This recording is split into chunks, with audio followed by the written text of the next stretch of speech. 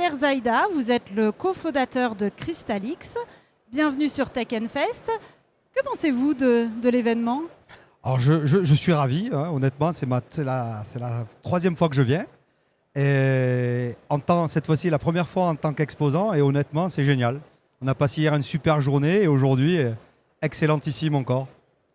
Vous avez la particularité de faire pousser les monocrystaux.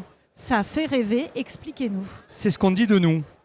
Alors je vous explique, nous on est la société Crystalix, donc on a été fondé il y a moins de 2 ans, donc exactement le 16 mai 2024. Et notre spécialité, c'est de faire croître des monocrystaux. Alors c'est quoi un monocristal? J'en ai ramené un ici, par exemple on peut voir un saphir. En fait, ils ont la particularité, ces matériaux, c'est d'être parfaits. Quand je dis parfait, c'est au sens quasi atomique. Tous les atomes sont parfaitement à leur place. Et c'est ça qui leur donne des propriétés, je dirais, uniques qu'on exploite dans différents marchés. Aussi dur que du diamant?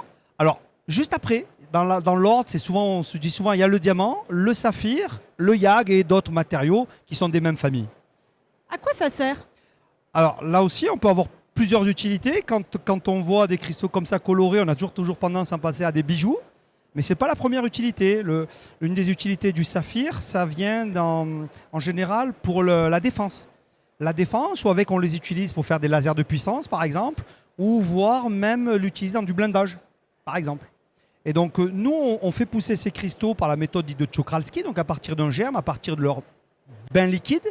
Et à partir de là, en fait, on leur trouve plusieurs applications en fonction des demandes. Quand on nous dit qu'il nous fait un cristal dopé particulier, on leur fait. Ça met combien de temps à pousser? Alors, je dirais ça dépend des tailles. Là, typiquement, dans nos produits, nous, on vend 3 diamètres différents, 30 mm, 55 mm et 75 mm, sur des longueurs de 60 mm, 150 et 180 mm. Ça nous prend, pour le petit cristal, entre 8 et 10 jours, pour le moyen, entre 12 et 14 jours, et pour le plus grand, un peu plus de 3 semaines. Votre particularité, c'est d'avoir trouvé une technologie moins énergivore, c'est cela? Exactement. Alors, c'est une méthode connue, pas comme le monde, pas encore, mais en tout cas qui a plus d'un siècle. C'est les méthodes dites de Czochralski.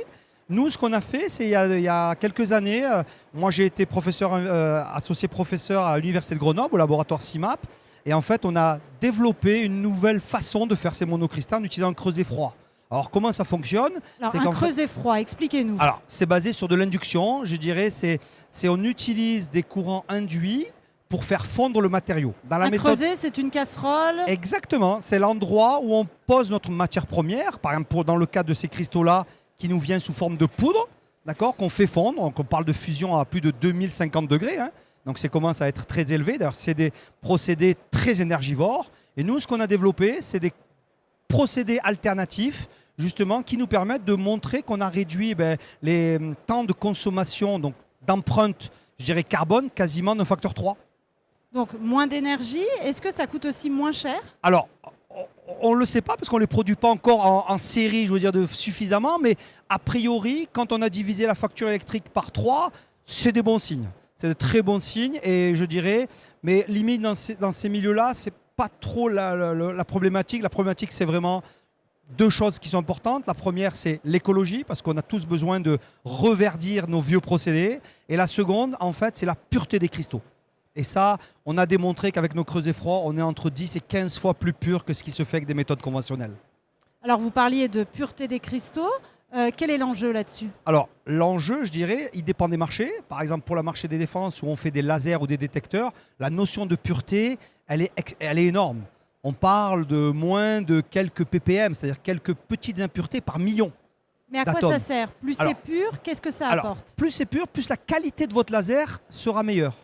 Un laser, c'est un matériau qui émet tous au même moment une seule fréquence donnée. Si vous avez des impuretés, il peut y avoir des interactions qui font que votre laser est mal fait ou mal conçu.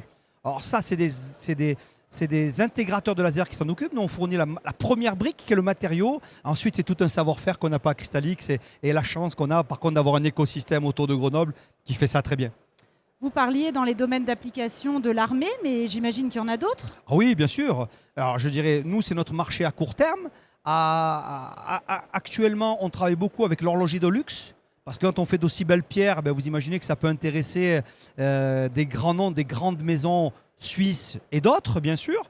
Et actuellement, on travaille aussi beaucoup avec des projets de cristaux particuliers. C'est-à-dire qu'on a aussi, parce qu'on est une start-up, on a une notion d'agilité qui est importante avec nos machines de production. Donc on arrive à ajouter plus ou moins quelque chose, alors que ceux qui produisent ça en série, ils ne peuvent pas se le permettre.